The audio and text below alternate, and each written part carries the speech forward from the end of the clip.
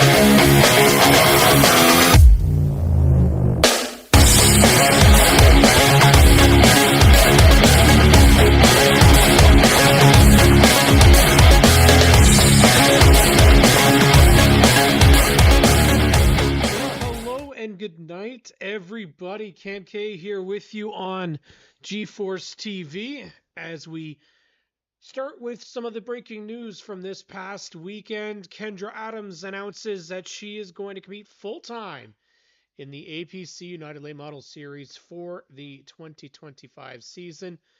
This is huge news for the ladies of the Oval, of course. First female to be competing full-time in the division since Peyton Jacobs. Probably back, I'd say, a good 5 to 6 years. 2019, I believe, would have been the final time that Peyton was a part of the full-time competition in the APC series. Kendra, of course, been working towards this.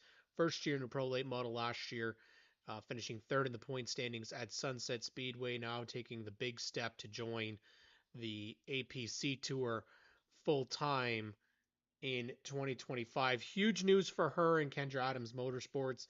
We know, obviously, her and Jake Sheridan work close together, and Jake posted that 52 car potentially be out there doing a couple of APC starts this year, not full-time, but be out there at least to try and compete for a couple of them.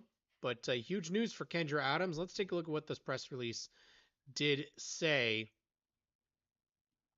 Kendra Adams will be joining the APC United Late Model Tour in 2025. After competing select races for the past year, Adams will take the step of racing full-time into the popular series, which is known for its competitive field and demanding schedule. The Ontario native, 25, has spent the last several seasons gaining experience in various racing divisions, where she's built a reputation for consistent performances and a strong personal brand. Moving into the APC United Late Model Series full-time represents a significant step in her career as she continues to pursue her passion for racing. I'm looking forward to the challenge of running a full season in the APC United Late Model Series, says Adams. The series is very competitive, but I'm excited to see how I can build my experience I've gained over the last couple of years. I'll be focused on just improving race by race and contributing to a season dedicated to learning. Adams will drive the number 2 Mobil 1 Chevrolet for her own team, Kendra Adams Motorsports. The team has made updates over the offseason for this new challenge with a focus on building consistent and competitive program. Our number one priority is to make sure we're prepared for the season ahead and that there aren't small mistakes that ruin our season, Adams explained. I'm looking forward to working closely with my crew and seeing how we can stack up this year. The APC series is set to begin 2025 in May with a full schedule of 9 races at tracks across Ontario. Adams will be aiming to learn and grow throughout the season while competing against a talented field of drivers. For the full schedule, please follow and visit UnitedRacingSeries.com. Of course, we already know the news that was broke on Race Rivals Race Chat last week that Racing America and GeForce TV still putting together the product for next year. Still be streaming back on Racing America for next year. Again, not on GeForce TV YouTube channel, but that's the team that's putting it together. So our team at GeForce TV once again, we'll be putting on those broadcasts for you that we know that you enjoy also very much being on the broadcast. If you haven't already, make sure you give us a like and subscribe to GeForce TV for content all season long. I'm Kim K. Thank you so much for joining us tonight for ONTrack Weekly. I know it is going to be a very tough night for a large amount of people in Ontario getting weather once again, but I want to thank you for coming out and joining us on this chilly Monday. It's not too bad tonight. We're feeling okay. We're still trying to deal with some of the congestion and stuff from allergies, but things are starting to look a little bit more back to normal here, and I'm really happy about that. We're gonna go through a couple different things on tonight's show. Sunset Speedway has officially announced and released their 2025 schedule, and a lot of people were looking up forward to that. So we'll go into that. We'll take a look at our roster charts. Did a little bit of work on that this weekend. If you are here tuning in tonight and you are not on the roster chart and you need to be, feel free to let me know so we can make sure that we add you. And then, of course, we do have some more really cool stuff that's happening. We know that Ash McMartin was in the chat earlier. The Robert Bourne partnership or sponsorship giveaway is going to be decided in the next couple of days. The nominations were due on Friday or Saturday, and we're ready to see who takes that.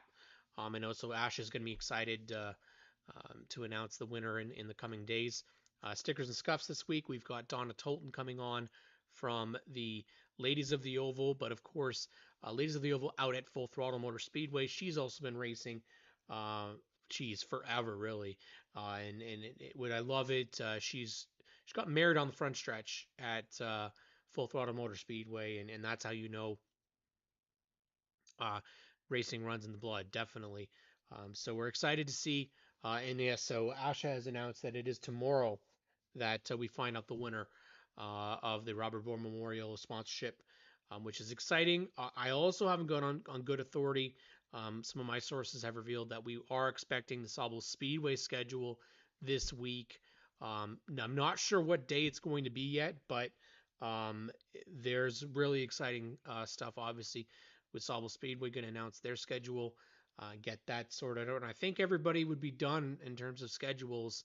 The only one that I really don't know about is the Pro Sprints, which were out of Full Throttle Motor Speedway. They're not on Full Throttle Motor Speedway schedule for this year. As far as I know, they're not on anybody else's schedule, so not sure where they're going to be running out of. Maybe they're just waiting to announce their stuff. I'm not sure where they're doing it. You say Peterborough? Oh, well, there we go. Ash answers everything. Peterborough's schedule we are still waiting for, but we know that they've already announced their schedule is coming out at Motorama. So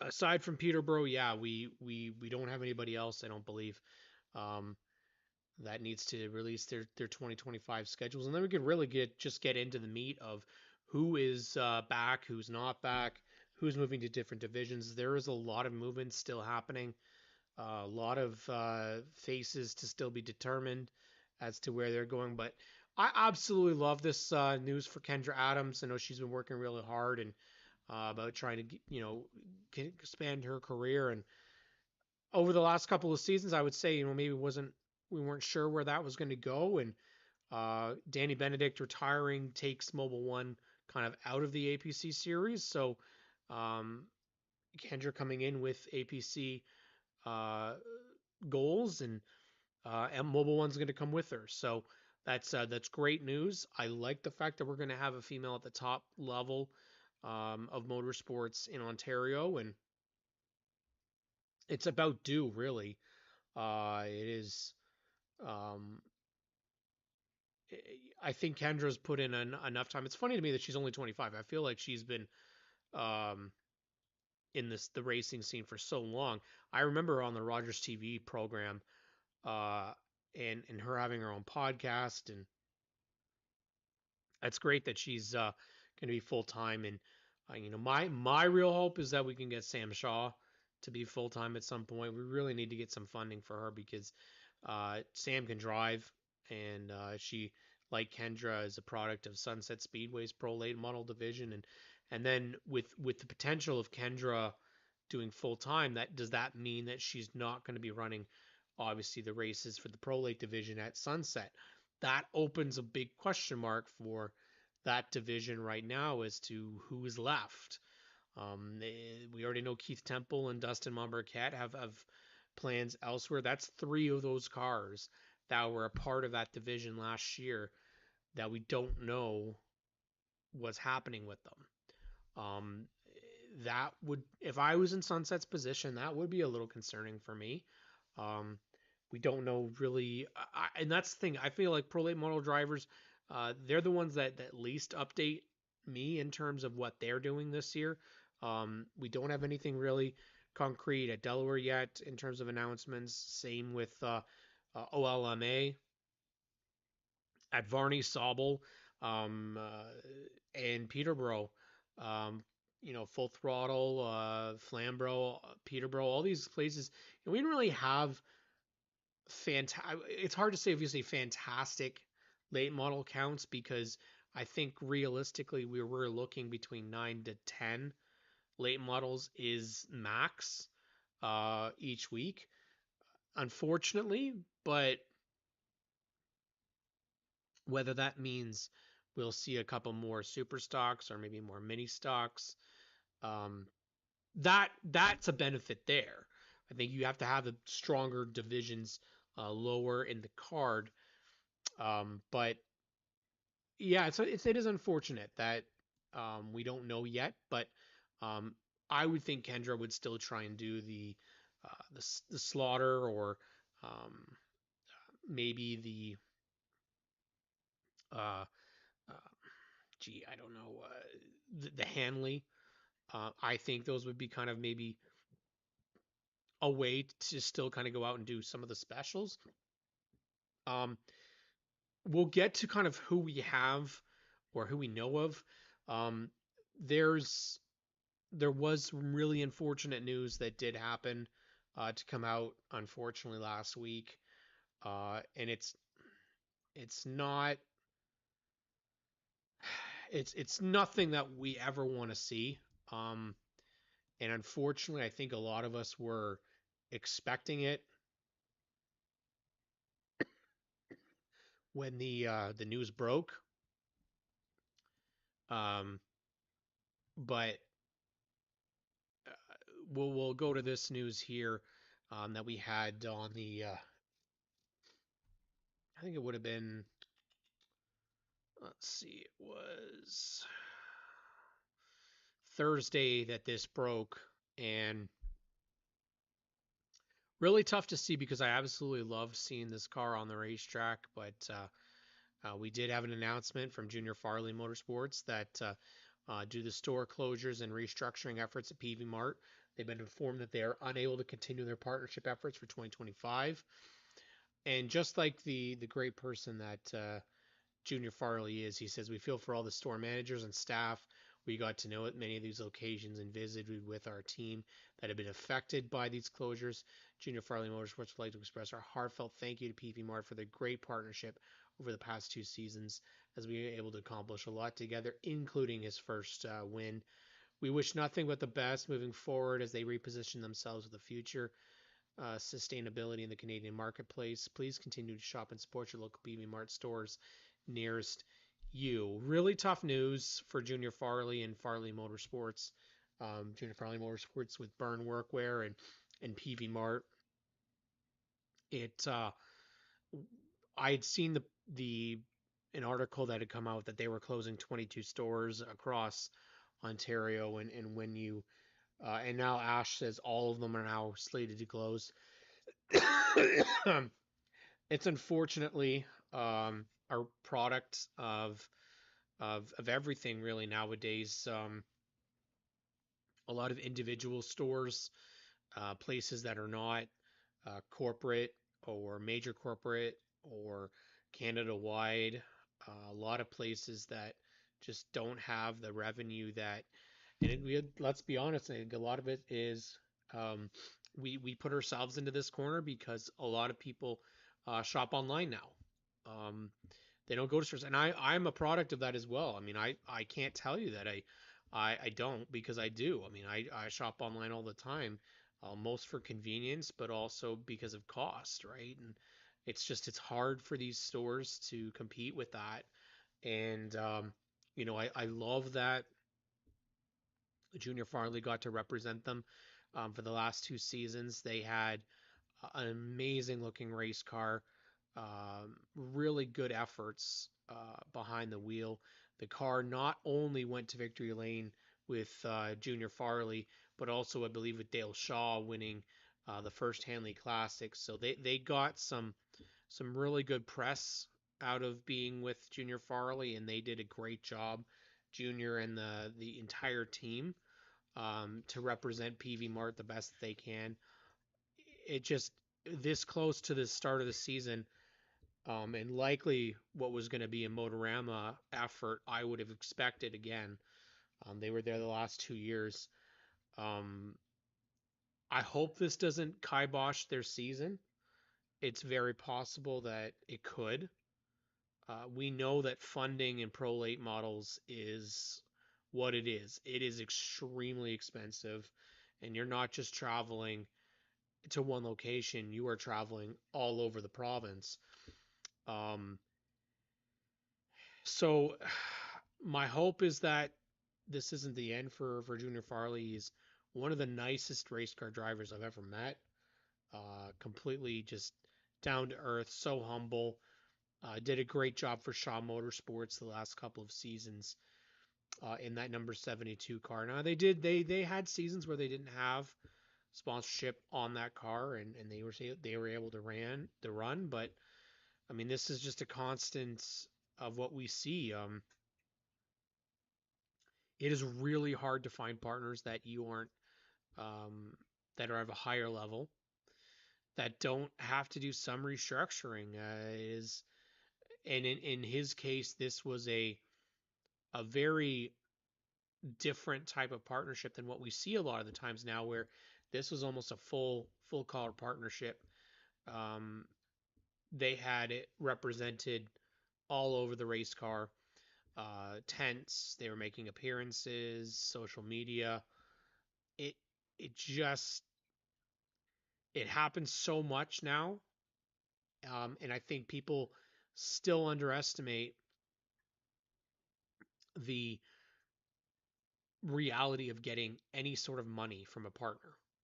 Um, it, it's just not a common thing anymore to get a good enough budget, unfortunately. And um, yeah, it's tough. It really is tough. I can't sympathize enough. And he won't be the only one.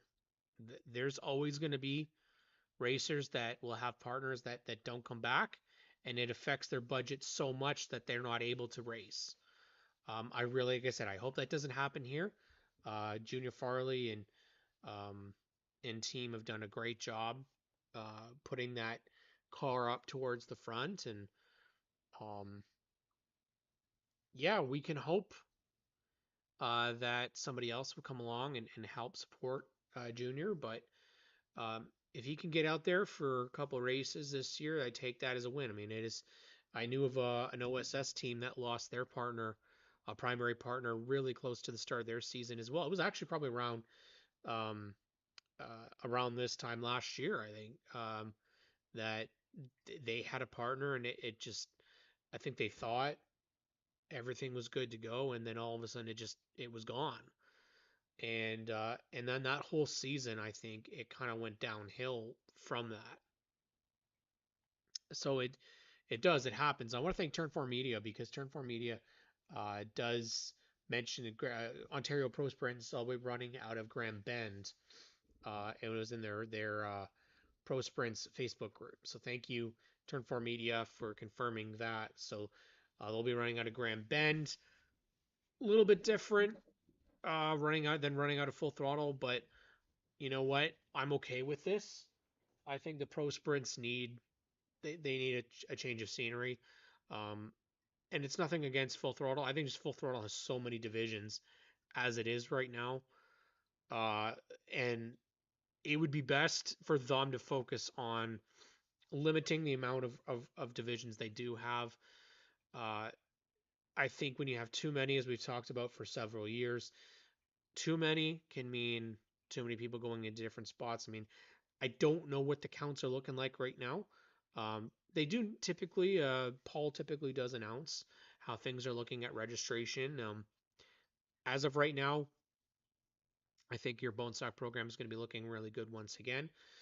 I don't know a lot of other names. I only know a lot through stickers and scuffs and people that have posted. So what we're going to do is we're going to look through the 2025 roster lists so far. If you know people that are coming back that have posted, and this is the key thing, that have posted or mentioned it on social media or mentioned it through us, just let me know so we can make the additions there. It is it's imperative that when people want to make their own announcements that we don't jump on top of that. We want to make sure that if people are returning and are going to make a sponsorship or not just a sponsorship, but a an announcement regarding their status for 2025, what they're going to be doing racing wise, that we don't interrupt that. We allow people to do their formal announcement. So we do have a bunch of people that I have added to the roster list because of either posts that they've mentioned on social media, on my page or SNS or ONTrack Weekly on their own pages. Um, some of them are people that we know that have somewhat verbally or made mention that they were returning back already. And the thing is that um, this is basically everywhere in Ontario. As much as I can try the best that I can to get all that information up to date, um, and there's likely going to be some inaccuracies because what typically does seem to happen is you have people that make commitments and then things change, just like we talked about. Whether stuff happens in their personal lives and they're not able to come through and actually do the full season or make starts at all. I mean, we've had it before. People register and then they don't actually show up. I don't know why you would do that because you're spending your money to not race. But what we'll do is we'll take a look at that. And before we do continue, I do want to again send my sympathies out and condolences out to the James family. They did do a celebration of life for Rob yesterday.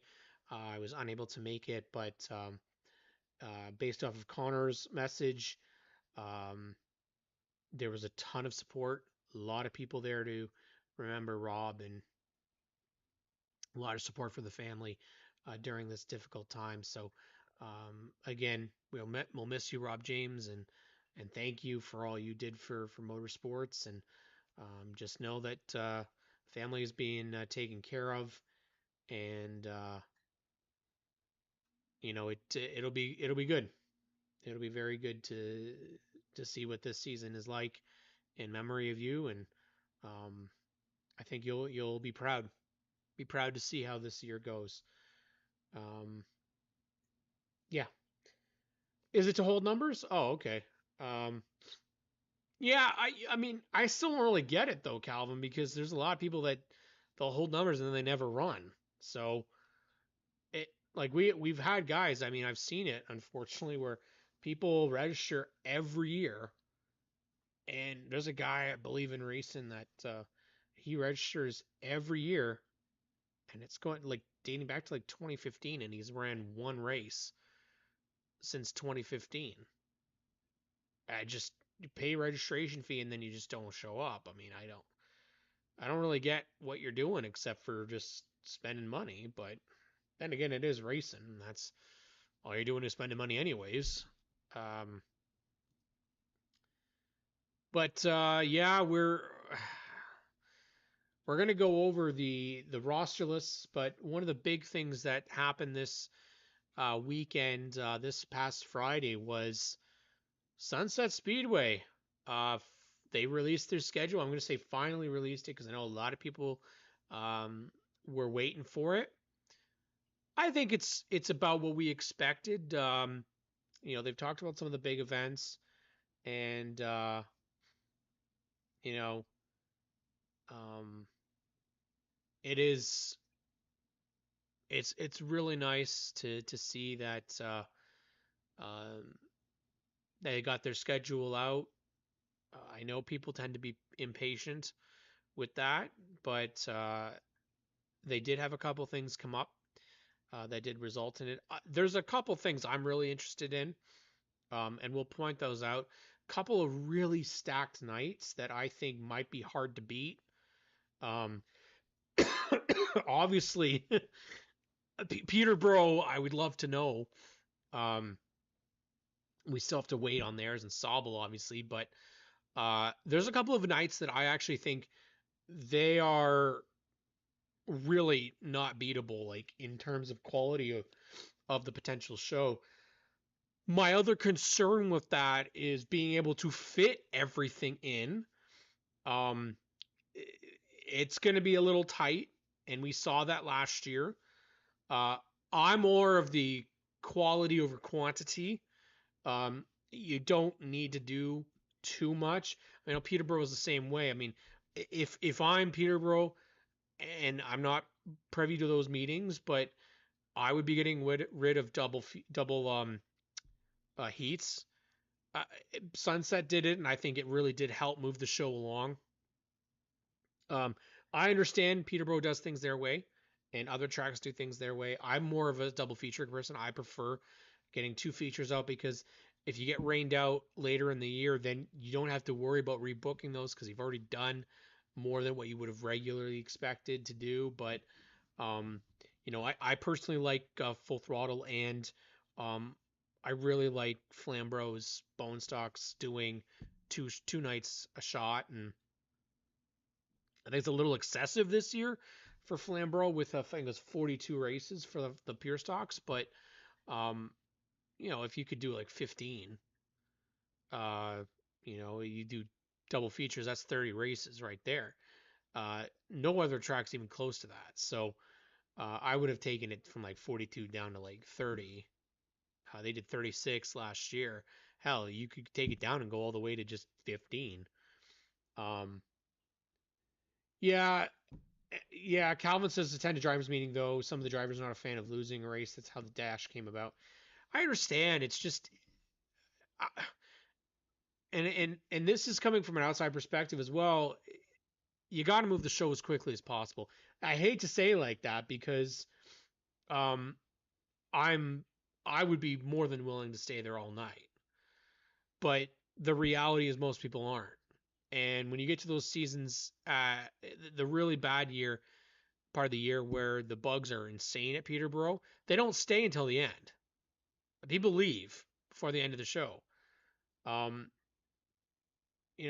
I do. I understand it's great for the younger racers and for the newer racers, but it just,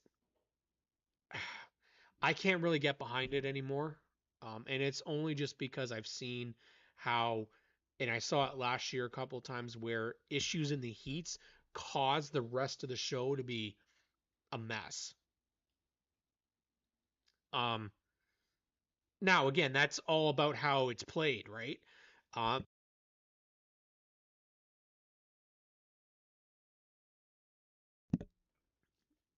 if the rest of the season, uh, if the rest of the night was played maybe accordingly to how the heats went, um, that's great. But then you end up losing. What would you rather? Would you rather lose heat laps or feature laps, right? And I think that's what it has to come down to. Um, I'm all for people trying to get some extra experience and learn, but there's certain circumstances where um, the tracks need, I think, make a call. And if it's me, if you've got like three cautions in a heat race, you got to end it. Uh, your heat races, it should be like a maximum of 5 to 10 minutes, right? You just you can't have. And the situation that we had last year, um, and the reason I bring this up is because I was there with the series and we were the last show of the night, and the heat races took so long because they had, um, I believe it was another touring division was there, and they had 3 engine failures in like a row in 2 sets of heat rate. In there was 3 heat races and we had 3 engine issues that resulted in oil coming down the track and then a wreck and then the cleanup time. 3 cautions and you're done. Depending on the scheduled time too, right? I think with heat races you can always do 10 instead of 12, or you could do 8 instead of 10, because the limit of laps isn't as big of a deal. Just get out there and run a couple of them. Rob Crick says the thing with one heat for me is if the car is bad, you don't get a second chance to fix it for the feature, and you will be coming from the back. I understand that, Rob. I mean, it definitely does it. Matt Bray brings up kind of where I'm leaning more towards, which is time limits. Uh, Heats, if they're taking 25, 30 minutes to do 10 laps, no, no. The way too long. Um, every track should also have the ability to, I believe it's one-way radios or two-way radios, whatever it is, get the lineup as quick as possible. You can't be doing it through trying to do it through visual communication. It is just Matt knows what it's like to try and communicate with drivers, and he's had to do it. I know Matt's done it where you're trying to get a hold of somebody, put them in the right position, and they're just not getting it. So then you got to stop, communicate with the driver, then get them in the right thing. So to me, like, radios absolutely need to be on there. But Matt was also part of Sauble last year, and Sauble did time limits. And my understanding is that went with no trouble. They had no problems with that. And the racers understand it. And I think that has to go. I would implore a series like OSS, whoever's in charge there, they need to look at this, because I'm sorry, 100 laps should not take 2 hours or an hour and a half, to get done. We saw the Steve Slaughter get done what felt like it was 40 minutes. And you kind of, in those types of situations, we need to move the show on. Because what it hurts in the end, I was there last year for OSS when we had all those delays. We got started, and by the time our race finished, everybody was gone. People were leaving when they were on the pace laps, and it's who loses in the end. That series will lose in the end because they were the last one up. But if you switch that series around, then it's the same for competitors and people that were a part of the divisions weekly.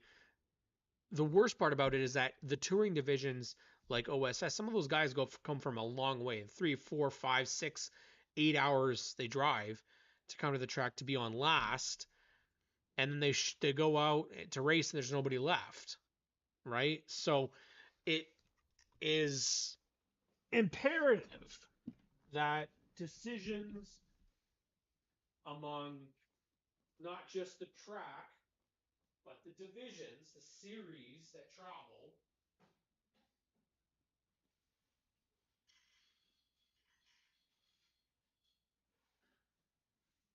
it's imperative, and it's extremely imperative in 2025 that if you are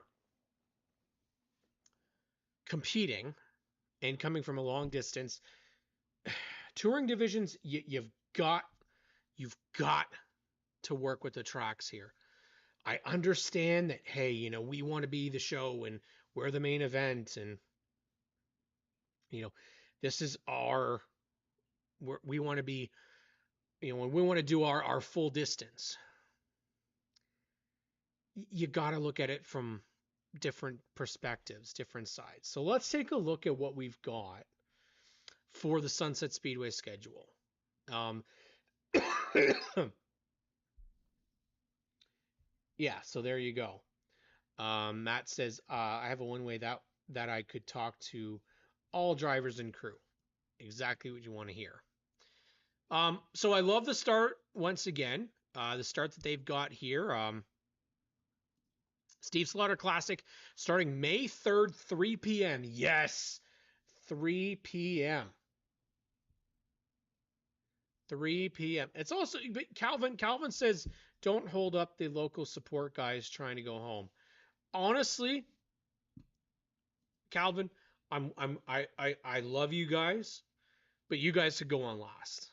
Touring divisions, in my opinion, I understand that they like APC is one thing, NASCAR is one thing, but like Can-Am midgets, OSS, Oscar, you know, get those guys and get their races in. Honestly, um, I still it's the Sean Gibbs effect. Sean Gibbs did this for OSS 2 years ago. We got guys that traveled all the way out there. They got a long distance. They stuck them on first because the rain was going to ruin it. And they said, well, we can reschedule our local guys. The touring guys, we can't reschedule them. So let's stick them on first. Now, I understand that maybe the series doesn't want that, but it's much better to get your show in, done, seen by a large crowd of people, and then you're off on the road and heading home before the show is done. Way better. Local racers, it's yeah, sure, it is still tough, but you don't have to travel like 9 hours to go home. So obviously, that's kind of my opinion on that. But let's take a look here. We got the Steve Slaughter Classic 100-lap Pro Late model to start the season. 30-lap hot rods. They are going to be absolutely insane to watch this year. Super stocks, mini stocks, and the junior late models. Definitely a good crowd. I'm telling you, you got to watch out for Rylan Camrath this year. That kid is going to be Ronnie Mason, I expect to be really good this year. And obviously Josh Davenport going for a back-to-back championship. May 10th, high stakes. Get your regular racing, but the Bone Stocks make their debut for the season. Power Wheel Drags makes its debut for the season. May 17th, you'll notice here you got the APC late models, and yes, it is going to be a 30-lap modified. Yes, that is the Sunset Speedway modifieds, with the Can-Am midgets being a part of Velocity Spring Velocity. That is on day number 1. Day number 2 has your Flying Frank moved all the way up to May 18th, and it's the Superstock Invitational. 49 laps there with the Big 3. Junior Late Model program coming back once again this year. So basically the Big 3 is your Junior Late Model Invitationals. You got to have those kids coming out and being a part of that. That's on the Sunday. 25-lap mini stocks, 30-lap hot rods, and then a Bone Stock Battle Royale Twin 25s with the Outlaw midgets. A stacked card, really stacked. And this is one of those ones that I go, oh boy, this might get a little tight in terms of timing, because this is a very, very busy card. May 24th, at our best, first fan appreciation night of the year. 50-lap Pro Late model event with 30-lap hot rods. Once again, Bone Stocks modifieds. First start of the year for the Ontario Legend cars. And the Bandoleros will make their series debut at Sunset Speedway with an ONTrack autograph session. And that's, of course, a 3 p.m. start as well. Another stacked night. Showdown in Simcoe County returns, and on May 31st, you got the Pro Late models back once again with another 50-lap feature. Super Stocks come on in with the Bone Stocks, Junior Late models, and the kids' bike races. This is one of those nights where it's a little bit lower, less of a card. This is a very nice, kind of relaxing, should be a quick night, as long as everybody behaves themselves. So again, it's nice to have nights like this too. Let's go to June. June is the stacked of the, in my opinion, this is the month that has the best cards. June 7th, Salute to Service. It's Military Appreciation Night. You've got your Ontario Super Late Model Series starting again 3 p.m. You got your 30 lap Hot Rod Super Stocks Modifieds back on the card again. Mini Stocks Power Wheel Drags is back. Again, if you don't know Military Appreciation Night, typically what happens there is if you were a part of the military or active or retired, you do just present, I believe you just present an ID and you can get in, I believe it's for free. You got June 14th. This is one that I desperately want to make sure I'm there for because it is the third annual Alan Lincoln. I've not been able to make it to an Alan Lincoln yet. So 73 lap mini stock invitational, 100 lap Ontario Sportsman Series race, and then the Can-Am Midgets, Ontario Legend Cars, and the Bandoleros. Of course, remember, Bandoleros are double features every time they are on the schedule. Now, of course, this does mean that it's going to make it extremely tight in terms of timing. Now, the 73 lap mini stock is split up in 3 different segments. So what I could see them doing is doing mini stocks, TQ midget feature, then you got mini stocks second feature, then you got Ontario Legend Cars, Bandoleros, and then they'll put on the third one, and then you'll have the OSS finish perhaps. But another one, I'm going to go back to back here because I'm definitely going to try to make it out for the NASCAR Canada Series, making their return to Sunset Speedway in 2025. And with that, they've got the 46 lap Hot Rod Big Z Memorial feature and a 20 lap bone stock feature. Now, if you have a bone stock, get your ass to Sunset Speedway. Why? Because this is a huge opportunity. Now, the problem here, we did this research on SNS Live. Unfortunately, there are other tracks that are running bone stocks that same night. We don't know about Peterborough right now, but as of right now, Flamborough and Full Throttle are both running bone stocks that night, so they are not going to be able to make the card. Delaware, we could potentially have some racers coming out there for that. Hot Rod wise, there is no Oscar Hot Rod race that night. Varney does have their hot rods running, so we likely won't see any from there making the trip.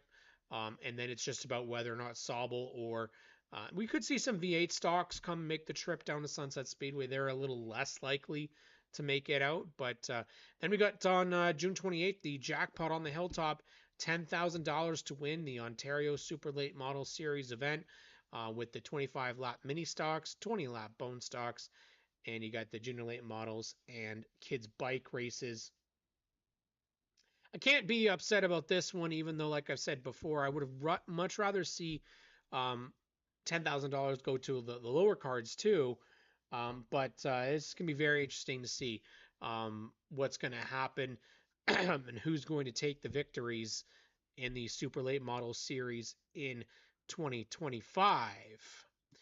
All right, we head back to our 6 p.m. starts in July. It's the Fight Under the Lights, 100 laps for the Pro Late Models, Hot Rods, Supers, and Modifieds with 30 laps, mini stocks, and then the Ontario Legend Car Series starts as well July 5th. Innisfil Rib Fest returns with the $1,000 to win Bone Stock Invitational, Super Stocks, Mini Stocks, Junior Late Models, Power Wheel Drags. Nice event. It's not too overloaded. Innisfil Rib Fest, get there early because it's nuts. It's so busy. And you got to get yourself your ribs right away because it gets to be really, really, really busy. But it's a great night and it's a great show. July 19th, Speed is Forever returns as well. 50 lap Pro Late Models. You got 30 laps Hot Rods, Modifieds, Mini Stocks, Bone Stocks, and the Outlaw Midgets make another start at Sunset. 6 p.m. on July 26th is the Hanley Classic. That is the 172 lap Pro Model Invitational in honor of Junior Hanley. Likely he'll be on site for that. the Super Stocks, Bone Stocks, and then round 2 of the Big 3 Junior Late Model Series. That is the Junior Hanley. In August, of course, we continue our 6 p.m. starts. Stand on it Saturday. Typical weekend of racing. You see the same on August 9th for Battle on the Hilltop, but you also see an on-track autograph session. And then on August 3rd, okay, August 3rd, you will have a makeup date for any event prior to July 26th. I love this. They're setting the dates in case, if you have rainouts for any. This is awesome. A great idea that you're going to do makeup dates for any of the events that get rained out. August 31st, anything for the event prior to August 30th. Absolutely great idea. August 16th, push it to the limit. You got SOMS Pro 4 Modifieds making their return to Sunset Speedway. I believe it's the first time since potentially 2012 that the SOMS Pro 4 Modifieds have been at the track. August 23rd, First Responders Night, same thing we talked about for Military Night. If you have your, I believe it's more like an ID for your first responder, you can get in. I believe it's for free. And then you've got the Scorcher is back for the APC late models. How about this one? A 70-lap Simcoe County Stampede Super Stock Invitational. Huge news for them. 25-lap mini stock, and of course they do not have the Dayco Super Stocks being a part of the show this year, but they will have a Super Stock Invitational. Excellent to see, and that's in August 30th. Now we head to September, and what do you notice? Back to 3 p.m. starts as the kids go back to school. Absolutely brilliant idea once again. Back to school bash, 3 p.m. on September 6th. Junior Late Model Invitational comes to be a part of it. You got your legend cars and then your regular racing. Gotta love it. September 13th, Night of Champions. If you are a racing fan, do not miss the Night of Champions. I've talked about this before. This is the best experience if you're a racing fan to see the pure emotion that these racers have. You'd think that they just won the Formula One or the NASCAR Cup Series championship. It doesn't matter what division it is. It's a place to experience the joy of racing. Amanda Balson winning the championship last year in the Hot Rods. That place was rocking in what was an amazing weekend. And then we end the season with 3 days of Velocity. Your Friday nights, the championship night for the Ontario Sportsman Series, Mini Stock First Timers, Bone Stock First Timers, Ringer Invitationals, and the inaugural Hot Rod High Roller Shootout. Now, what does that mean? We'll have to find out. Night 2 of Velocity Ontario Super Late Model Series and their championship season. They'll end their championship at Flamborough for Frosttoberfest, but Fall Velocity 50-lap hot rod race, 50-lap modified Outlaw Midgets in the Big 3 Junior Late Models round number 3. And you'll end the season with the 100-lap Pro Late Model Simcoe County Shootout Invitational, 50-lap Super Stock race, 35 laps for minis, 30-lap Bone Stocks, Ontario Legend Car Series, and Bandoleros. Yes, Ash, I definitely agree with this. This is something that you need to do. Planning ahead, especially because people do really have a hard time with rainouts. Planning ahead is the smartest thing that you can do, especially because they're giving it a Sunday day. It might be a little tougher on everybody. It will be tougher on all the staff and everybody, but you get the best bang for your buck. Best part about making it a Sunday is that if somebody finishes and races on the Saturday and there was a rain out, guess what's going to happen?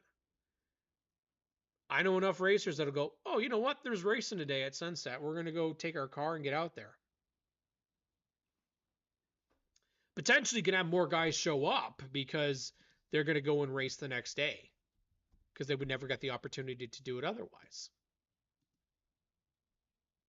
Absolutely the truth. Absolutely the truth. I love it. Absolutely love it.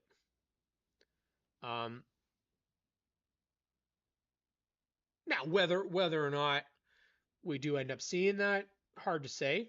But there's enough racers out there that I think they'll. I mean, there's enough guys at Flamborough that have done that before. Mini stock racers I know that have said, you know what, I feel like going racing today. Smart decision. A great schedule for Sunset Speedway. Of course, we're looking forward to Sauble Speedway. We expect their um, announcement sometime this week. We still obviously have a lot. Is it? It is. I'm not sure. Is it? It is REIT that it is on the long weekends.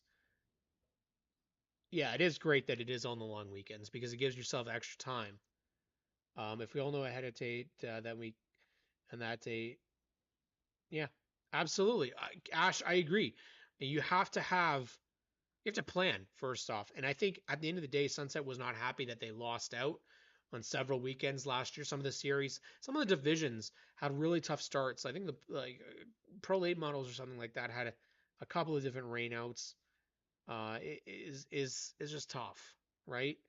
Trying to get the most for everybody involved, media, partners, racers. It's what you need to do. Um, so I've got a compiled list so far. All right. Now there's still some question marks on some of these names, but I think I've got some guys sorted as to who we believe is coming back next year, who isn't. We'll go through and kind of see who we've got, um, and then we'll try and continue to build from it. But because we've only got a couple minutes left in the show, they took the crap that happened in 2024 with the weather and pivoted quite brilliantly. Yeah, absolutely.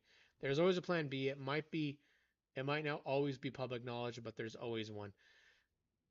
And see, Brad, last year I think the big problem was that I know on social media people were brutal to the track last year. I was so unhappy with seeing that. And listen, as somebody who does media for racing, they try to tell you to hold your opinions and try to be, and play it through the middle and not stick to one side. But I feel for both people on both sides. I mean, I feel for the track and I feel for the competitors and the fans. But at the end of the day, fans have to see the other side of it too. Racers as well. And it is not, I do not envy being in that position.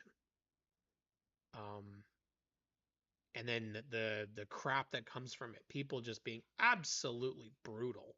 It's the same. We saw the same thing when they announced that the Dayco Superstocks were not going to be back, and it's just people, I think, feel like they know what the situation is and they don't, and say whatever the hell they want. Um, yeah. Anyways, let's take a quick look at who we've built up in our motorsports chart so far. I know I'm missing some names, but let's just sunset right now. I see, not looking too shabby.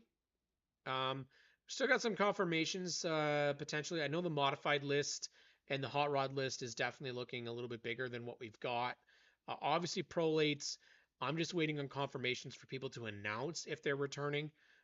A lot of racers don't announce. I find a lot of the hot rod or the late model racers don't make big announcements. But uh, this is at least just through word of mouth or through previous confirmations or through SNS that we do have names that are back in some capacity. So Sunset not looking too bad as for being in just about February. Obviously, there's a lot of names that I don't know yet.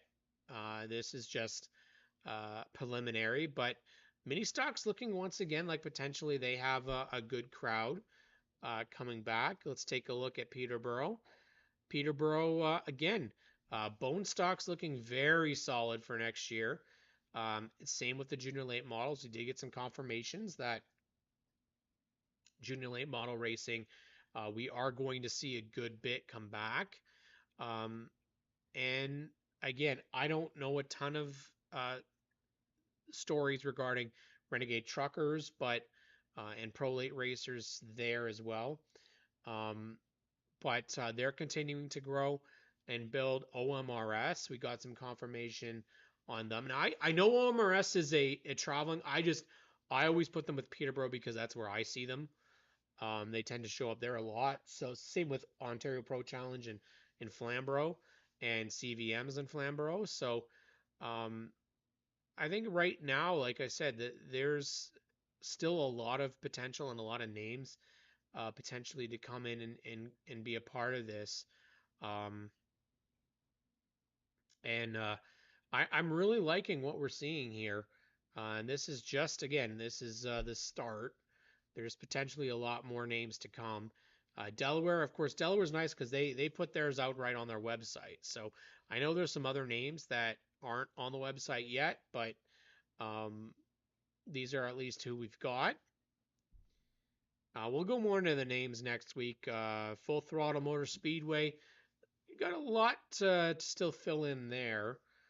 Mini Stocks, Thunder Trucks. I don't have anybody yet for Thunder Trucks. Mini Trucks, Junior Late Models. So again, if you do have confirmations, just feel free to send them my way so I can add them onto the list. Got Full Throttle, and then we go to Flamborough. Pro Challenge is posting their registrations, so that's great to see. Expect to see a lot more of the pure stocks grow as well for Flamborough. There's a lot of names out at Flamborough that I don't actually have through socials. So, but this is who we've got so far. Sauble. I don't have anybody yet for United 8s and late models. We do know of a racer. I'm waiting for them to kind of do a confirmation. Their bone stock program is looking really solid this year, which is great. Great to see. Grand Bend. Now I do have to fix this because we were mentioned that the Pro Sprints are going out to Grand Bend this year. And then we got our touring divisions. Ontario Sportsman looking very solid in terms of potential counts this year. A couple more names I expect to see there as well. And again, Outlaw Midgets, holy crap, right? Looking very solid at the moment. I don't have a spot yet for Hooligans Hurricanes. I have not seen anything, or Pro Sprints, so I'll have to create a column for them. For inaugural season right now, you got Keegan Moat, Adam Cuthbertson, Lila Sigma, Landon Sellers, Hudson Sellers, Caden Taylor for the Ontario Bandolero division. I expect that we'll get some more additions there. Obviously, Can-Am Midgets will have some names added as well. But look forward to continuing to grow this each and every week. I talk about the Sunset Speedway schedule.